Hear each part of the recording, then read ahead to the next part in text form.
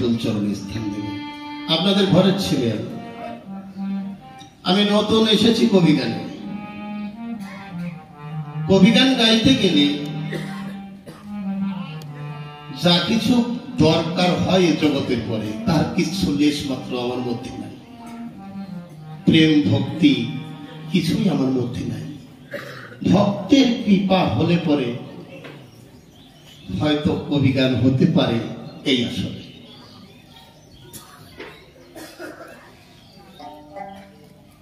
যাই হোক, গুরুদেব আমার শিশির সরকারের আগে ভক্তি প্রণাম জানাই, তাই গুরুদেবের পায় যাদের কৃপাতে আমি এই ধরাধামে এসেছি। আমার মা পিতা মাতার রাতুল চরণে আমার ভক্তিপূর্ণ প্রণাম। আমার ইষ্ট দেবতা আগে তাদের চরণে আমি প্রণাম দিয়ে প্রথমে একটা গানের ভিতরে যাচ্ছি, তারপরে কিছু প্রশ্ন করব। আজকে আলোচনা গুরু শিষ্য আলোচনা হবে। একদিকে কবি বিজয় সরকার, আর একদিকে রসিক সরকার। আমার গুরুদেব, ওনার কাছে আমার জিজ্ঞাসা থাকবে। আজকে আলোচনা ভালো আলোচনা, আপনারা শুনবেন। বিপক্ষের বক্তা যিনি আছেন মম গুরু ভাই অসিত সরকার গুণমণি, ওনার রাতুল চরণে আমার ভক্তিপূর্ণ প্রণাম। আমি ওই দাদার কৃপাতে আজকে আপনাদের সম্মুখে এসেছি। সেই দাদা গুরুকে আমি আগে প্রণাম জানিয়ে, দাদা তুমি আমার ভিতরে থেকে গান করে দিও, আমার গাইবার মতো কোনো শক্তি নাই। জয় হরি বল, জয় রাধে।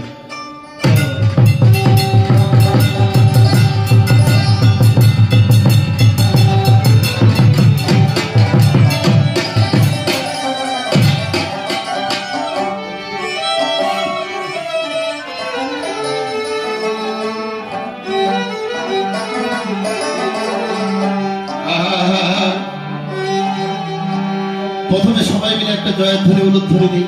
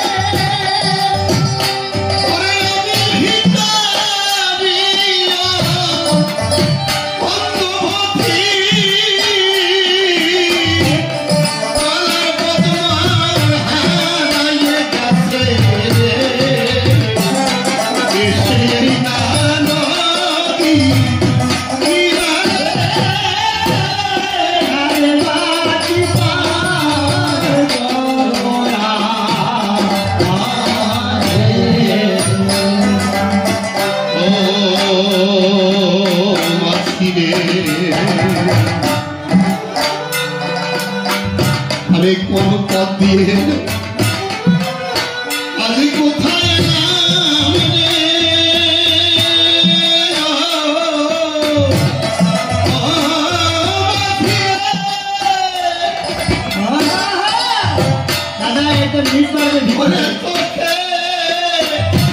এই চোখে পায় না কিছু কিছু দেখা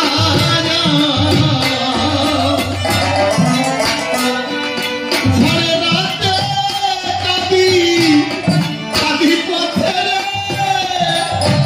ও সাথে কেউ নাই আমি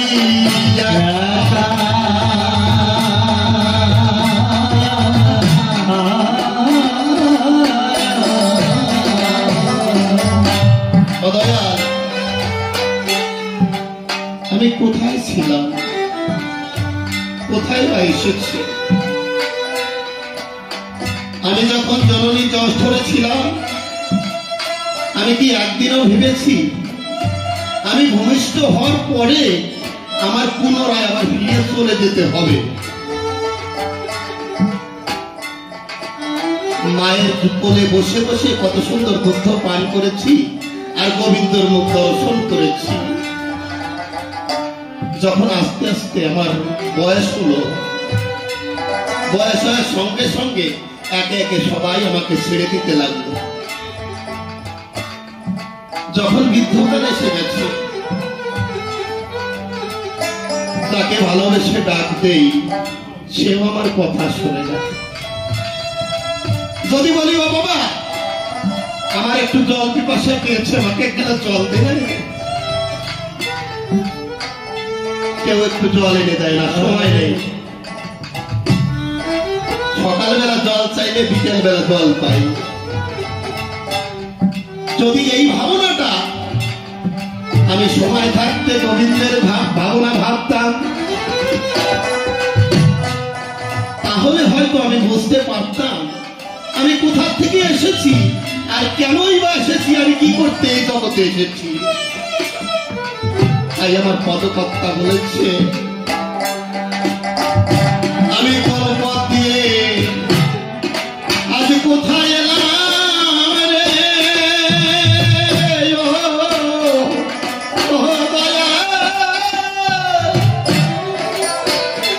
এই চোখে যায় না কিছু, চোখে যায় না কিছু দেখায়।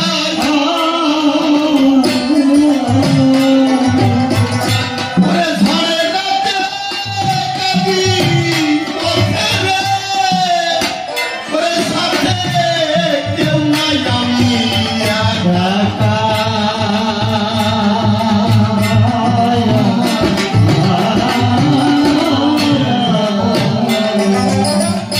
আমার এই ছিল কি ভাগ্যে লেখা?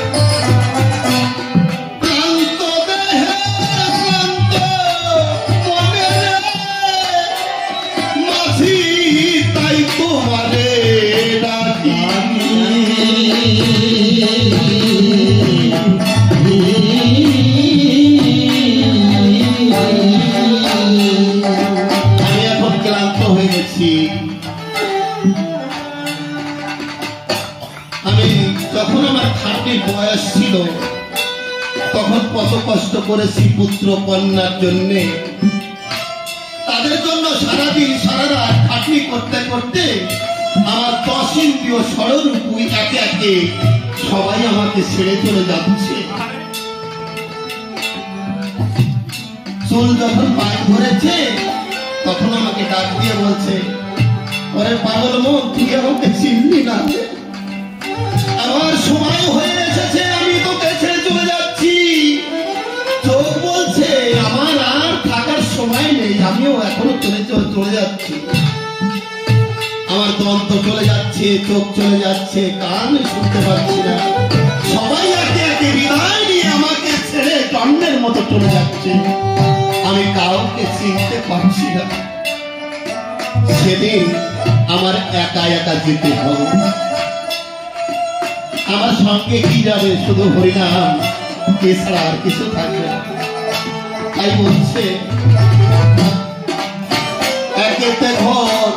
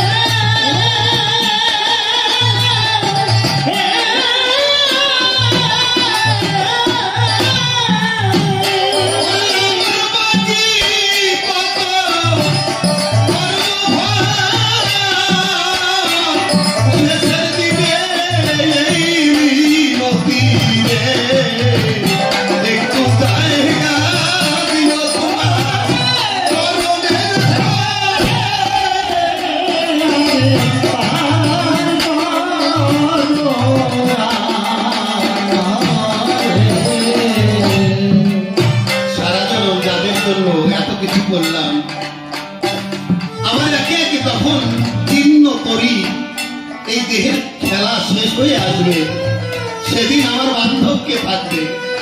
তাই এখানে দাঁড়িয়ে আমার পদকর্তা বললে আমি সারা জনম করলাম ভিক্ষা রে,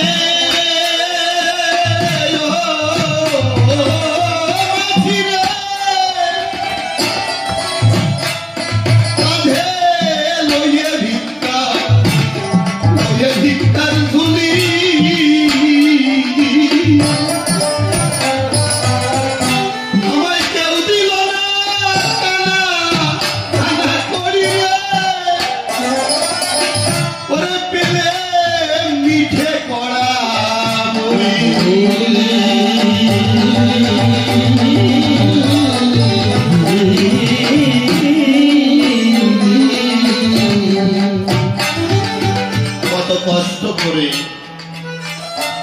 পিতা মাতা ছোট থেকে আস্তে আস্তে যখন বড় করে তোলে।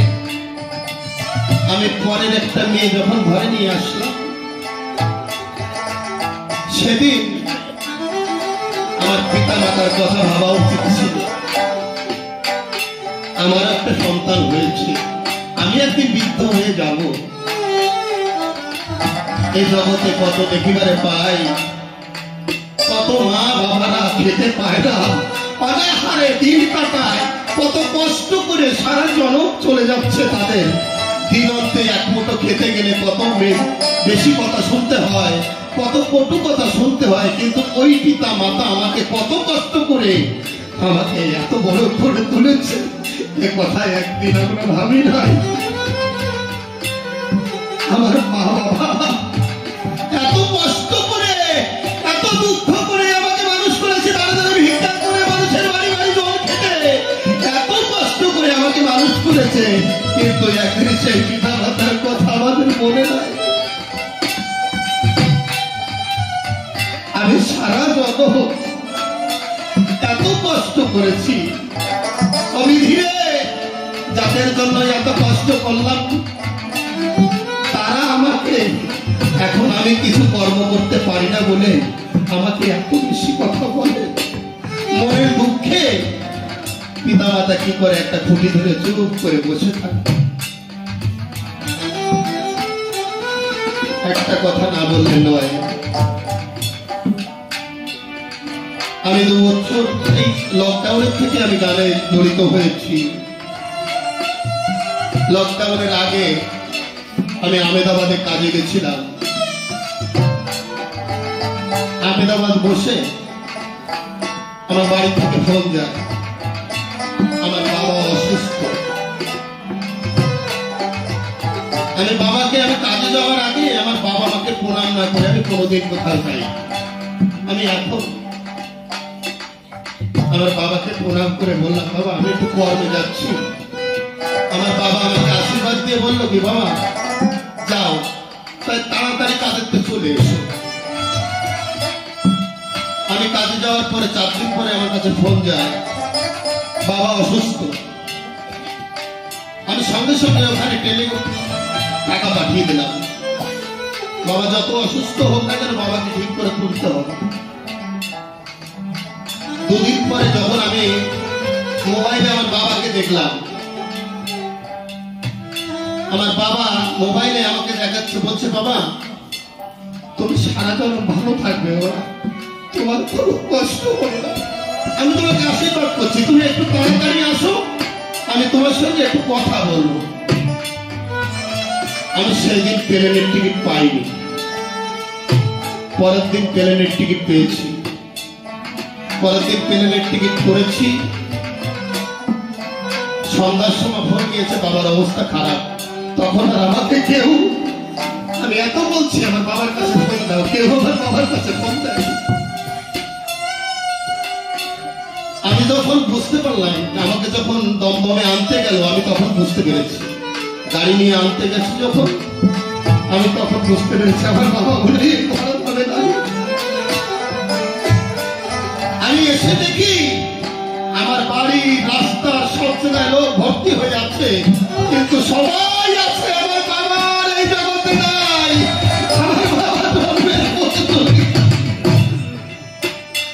আমার বাবা পরের দিন আমাকে, আমি শুয়ে আছি দাহন করার পরে, আমাকে স্বপ্নে দেখায়, ও বাবা তুমি কান্না করছো কেন? আমি তোমার কাছে আছি তো, আর তোমার কাছে আমি সারা জীবন থাকবো। বাবা তুমি চিন্তা করো না, তুমি আমার কথা স্মরণ রেখো, আমি সারা জীবন তোমার কাছে থাকবো। তুমি স্মরণে রেখো। আমার মাইকের আওয়াজ যতদূর যাচ্ছে, সব ভাই বোনদের আমি বলি, এ জগতে পিতা মাতা ছাড়াই আর জগতে কেউ নাই, পিতা মাতা ছাড়াই আর ভগবান কেউ নাই। সবাই পিতা মাতাকে ভক্তি করবে। বাবা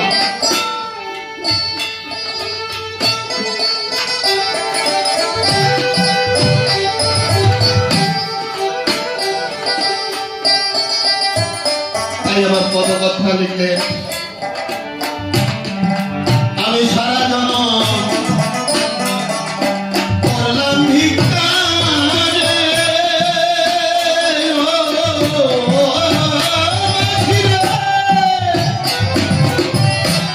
এই কাঁধে ভিক্ষার ধুলি,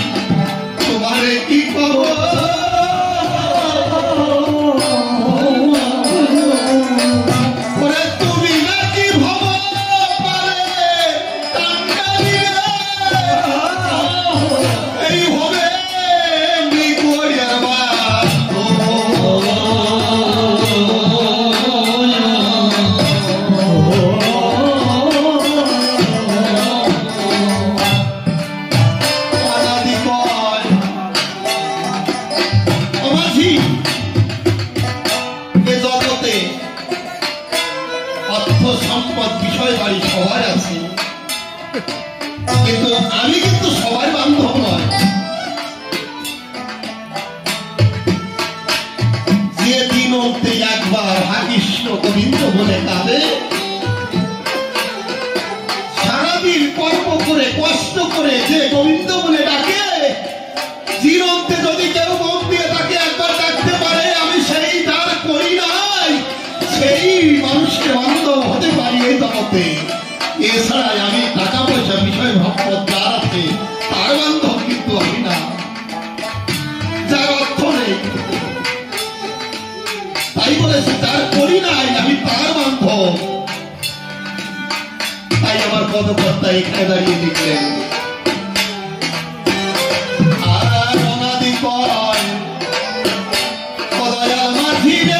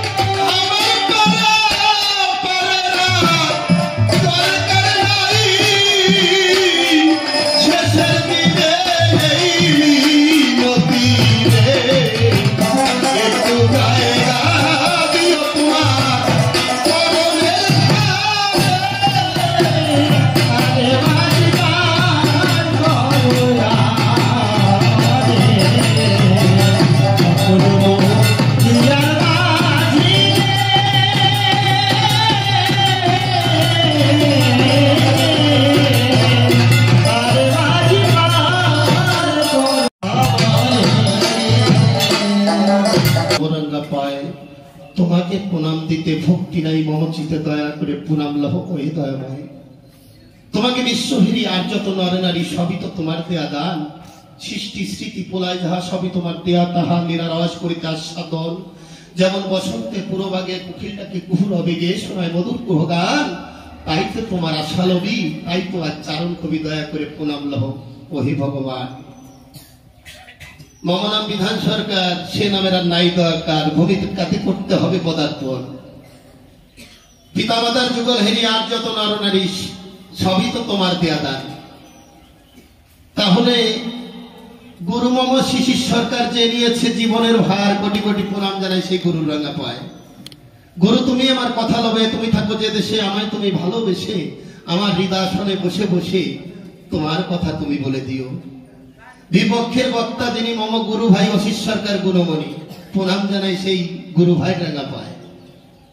এবার ভূমিকাতে মম নাম বিধান সরকার, ভূমিকাতে হতে হবে আমাকে রসিক সরকার। রসিক সরকারের ভূমিকাতে যাবার আগে প্রণাম জানাই তার চরণাভাগে।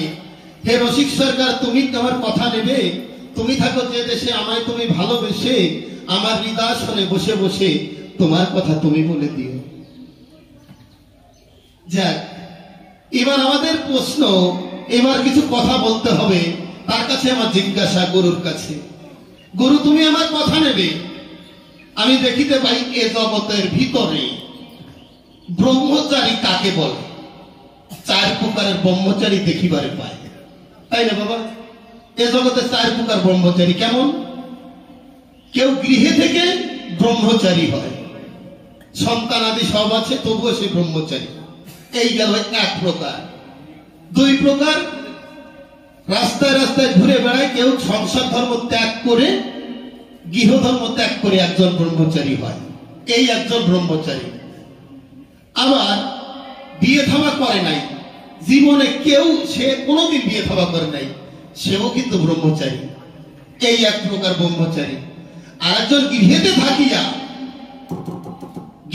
থাকিয়া যার ভাই ভাবময়, সেই তো পরম সাধে জানিবে নিশ্চয়, তাই না? সন্তান আদি সবকিছু আছে, গৃহেতেও রয়েছে, কিন্তু তবুও সে ব্রহ্মচারী। এই 4 প্রকার ব্রহ্মচারী দেখিবারে পাই, এর মধ্যে কোনটা কোন ভাবে কোন পথে চলে, এর কোন কোন ভাব আছে, এই ব্রহ্মচারীর ভিতরে একটু খুলে বলা চাই। বোঝা গেল আমার কথা? মানে ব্রহ্মচারী তো এই 4 প্রকার দেখতে পাই, কিন্তু প্রকৃত এই ব্রহ্মচারীর মধ্যে ভেদাভেদ কোন জায়গায়? এর একটা স্তর আছে। তো এই স্তরগুলো কি?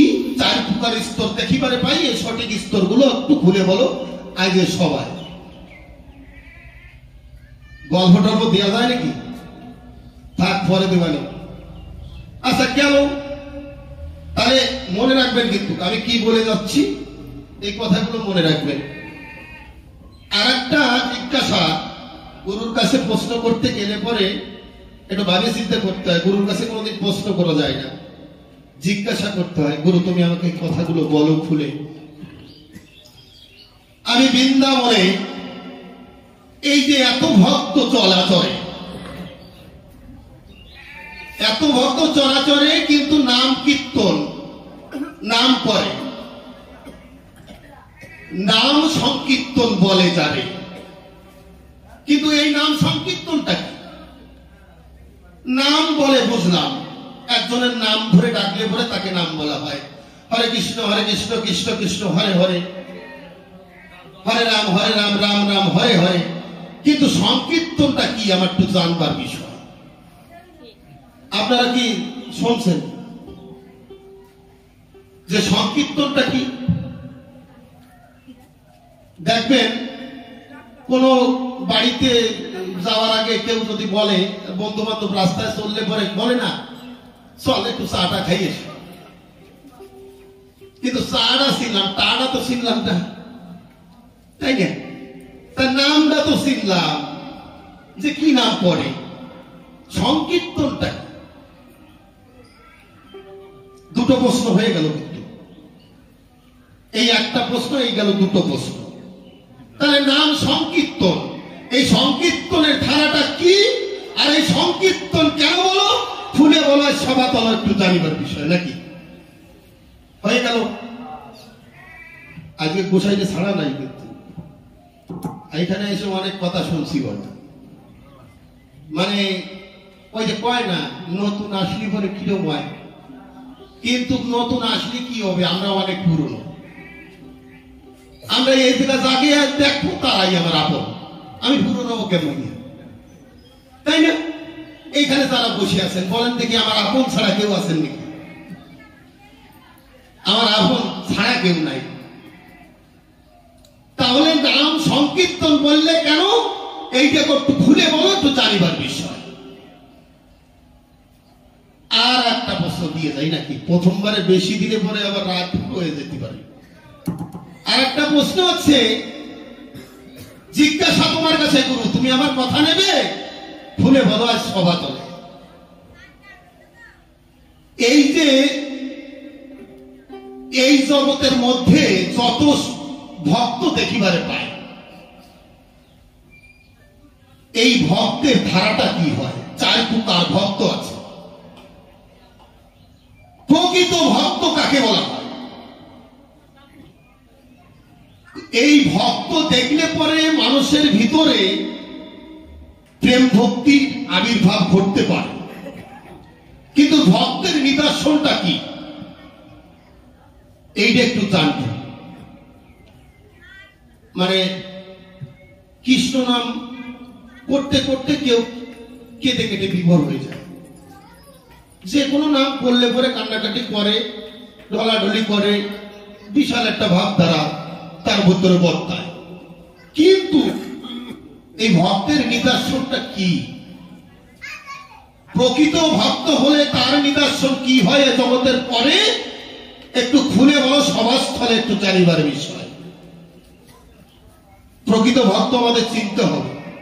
বাবা একটা কথা না বললেই নয়, আমরা এইসব জগতে সবাই কেউ আচার মালা, কেউ তুলসী মালা, কেউ বিভিন্ন রকম মত নিয়ে চলি, কেউ এটা ফোঁটা দিয়ে চলে কালী ভক্ত, কেউ রুদ্রাক্ষের মালা নিয়ে পড়ে, সে একজন ভক্ত। বিভিন্ন রকম ভক্ত দেখতে হবে। তা বিভিন্ন রকম যাদের মধ্যে ভক্ত দেখলে পরে সেই ভক্তের ভিতরে কি আবির্ভাব হয় এ জগতের পরে একটু জানবার বিষয় হয়। মূল ভক্ত কারা কারা?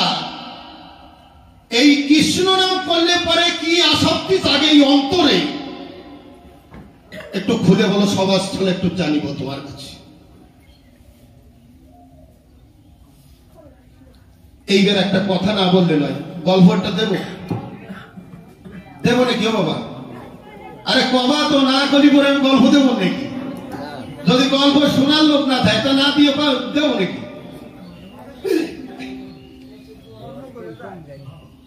একজন বৈষ্ণব ছেলে বিয়ে দেবে, বুঝছেন? ছেলে দিবে, বিয়ে দিবে মনে করে গেছে মেয়ে দেখিবার তরে। সেই মেয়ে দেখলে পর দেখতে দেখতে ওনার আবার মানে নিম্নচাপ শুরু হয়ে গেছে। তা ছেলের কাছে ডাক দিয়ে কয়, বাবা আমি একটু বাইরের দিকে যাওয়ার দরকার হয়। বলে দাঁড়াও, তুমি যাওয়া একটু খাওয়া দাওয়া করি টুরে তারপরে যাও। কয় আলো খাওয়া দাওয়া করলি পরে আমার একটু অসুবিধা হতে পারে, হয় না? খাই নিয়ে যাও। তা বুঝো না, মেয়ে দেখতে গেলে পরে কোনো বাড়ি মিষ্টি সামগ্রী কত কিছু দেয় না, তো বসে বসে খাইছি টক করে। ওদিকে খাচ্ছে আর ওদিকে বেগ বাড়িয়ে যাচ্ছে। তো বেগ বাড়তিছে, খাইয়া ওই বাড়িওয়ালার কষ্ট করছে, দাদা আমি একটু ওই কি কয় পায়খানা না টয়লেট, আমি একটু যাব। কয় আমাকে এই জায়গা তো কোনো টয়লেট বানানো নাই, আমরা নৌকোয় করি আগি, আর নয় ওই খাও যাবে। উনি কি করছে, উনি আস্তে আস্তে ওই খাল ধারে চলে গেছে। তা পায়খানা করছে, করার পরে সুস্থি গেছে, বুঝছে? ও পারে আবার আর একজন মুসির ছেলে, সেও আগে সুস্থি গেছে। উনি ব্রাহ্মণ আর উনি মুসি। উনি ওই পাইতে সুস্থেছে আর ইনি এই পাইতে সুস্থেছে। ব্রাহ্মণ মনে করতেছে যে অত্যজগিতি আমি আগে উঠে যাই, তাহলে বাপের যে ও শালা ঠিক না, মানুষ না, মানে শোষা কম হয়ে যাবে। আর ও ভাববে না যে আমার শোষা কম হয়ে যাবে। এই করে দুইজন শুষিয়ে যাচ্ছে। ও ভাবতেছে তোর আগে তুই উঠবি, তারপরে আমি উঠবো। আর মুসির ছেলে মনে মনে চিন্তা করতেছে আগে তুই উঠবি তয় আমি উঠবো। দুইজন মানে শুষিয়ে পাল্লাতেছে, শুষিয়েই যাচ্ছে, ওই শোষা আর ওঠে না। আমি ওই বাড়ির লোকে চিন্তা করতেছে কি ব্যাপার, ঘন্টার পর ঘন্টা কেটে যাচ্ছে, সেই বেচারি পায়খানা গেল, তা তো আসলো না। ছেলের কাছে, বাবা তোমার বাবা কোহানে গেছে? গেছিল তো একটু যাই দেখি, আমি খুঁজে টুজে নিয়ে এসি। চাইয়ে দেখে এপারে একজন শ্বশুর, ওপারে একজন শ্বশুর।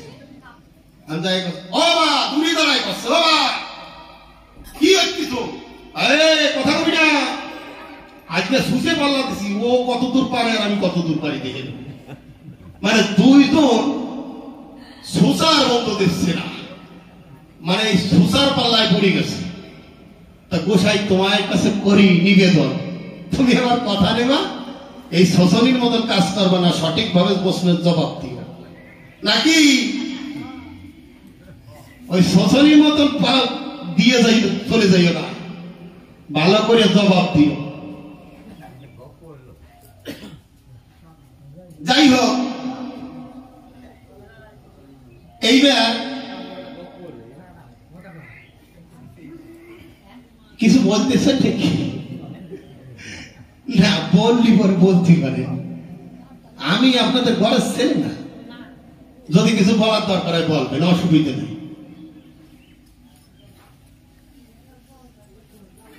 এইবার তোমার কাছে আরেকটা জিজ্ঞাসা, এখানে আমি দেখতে পাই রাধা কৃষ্ণের যুগল মূর্তি।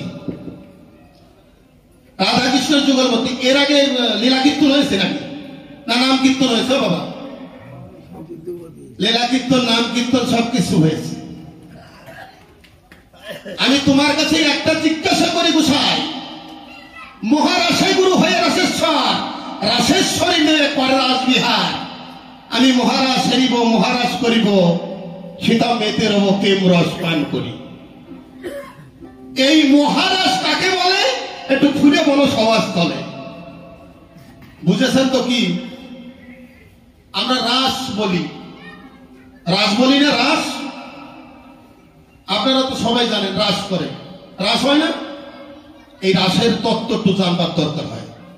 এখানে তো নাম কীর্তন হয়েছে, লীলা কীর্তন হয়েছে, রাস তত্ত্ব হয়েছে, আজকে একটু রাস তত্ত্ব শুনবার দরকার আছে। তোমার কাছে জিজ্ঞাসা, কোথায় গেল সবাই? তারপরে গানে গানে বলবো। 4টে প্রশ্ন হয়ে গেছে কিন্তু। যে মহারাজ কাকে বলে একটু খুঁজে বলো সবার স্থলে, জানিবার বিষয়। এই রাসের তত্ত্ব আমরা কিন্তু জানবো, মহারাজ কাকে বলা হয় সঠিক করে তোমার কাছে জানবার বিষয়। এইবার গানের ভিতর দিয়ে কিছু আলোচনা করে যাব। একভাবে কথা বললে শ্রোতাদেরও ভালো লাগবে না, নাকি?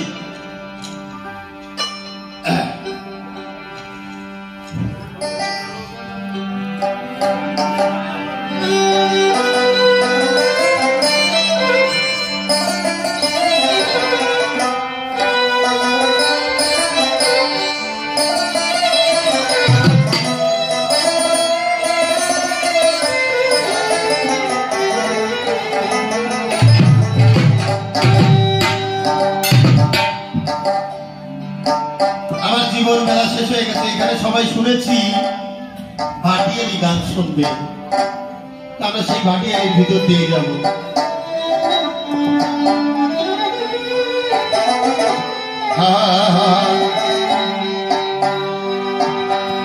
ওই আমার দিন গেল গেল রে,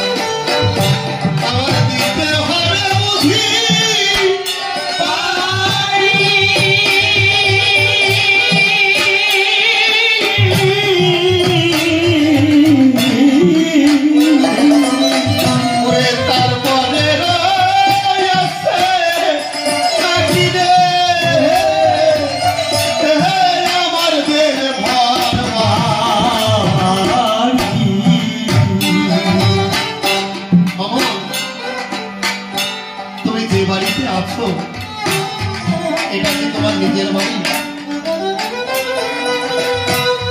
পাগল বিজয় সরকার একটা গান লিখেছে, তুমি যে বাড়িতে আসো রে মন, এত তোমার নিজের বাড়ি নয়, তুমি শুধু ভাড়াটিয়ার বাড়ির মালিক, ইহা যেন মনে হয়।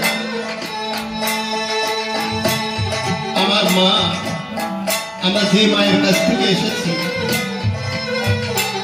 বিদেশে বাণিজ্য দিয়ে মা আছে পথ জানে পেয়ে, কতই ভুলের অনেক কিছু পেয়ে এদেশে তোর বন্ধু পেয়ে, আমরা যাদের জন্য এত কিছু করি, যাবার সময় আমার কেউ যাবে না সাথে, যেমন খালি হাতে এসেছি সেমন খালি হাতে চলে যেতে হবে। ভাই বলো, বন্ধু বলো, কেউ টাকার নয়, 2-4 দিনের দেখাশোনা, শুধু পথের পরিচয়। অমন একবার ভেবে দেখি, সবাইকে ছেড়ে, এই জগৎ ছেড়ে, এই পৃথিবী ছেড়ে একদিন জন্মের মতো চলে যেতে হবে, শুধু মায়ার অভিনয়। তাই আমার পদকর্তা এখানে কলম দিল, পরে 13 সাত সমুদ্র আরো 13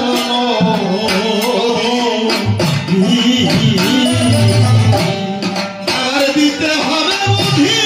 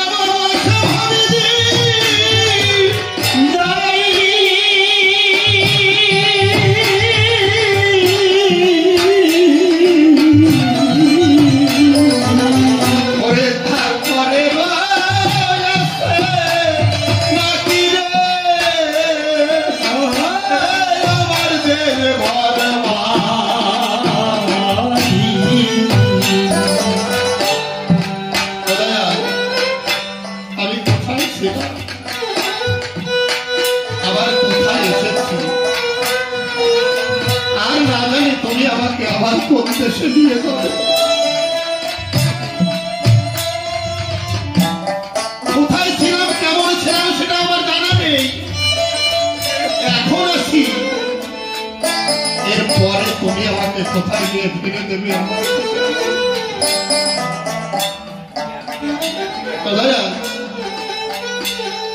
আমি আজকে যে ভক্ত সঙ্গ করতে পারছি, তুমি আমাকে এরপরে যে দেশে নিয়ে যাবে, আমি সেই দেশে গিয়ে যাবো, আবার এরকম ভক্ত সঙ্গ করতে পারি, এই ভিক্ষা চাই আমি সাধুদের বৈষ্ণবের কাছে। আমি যখন আবার এই জগৎ ছেড়ে সেই জগতে যাব, এমনি মতো বন্ধু বান্ধব আত্মীয় স্বজন পরিবার আবার মুক্তি ফিরে পাবো।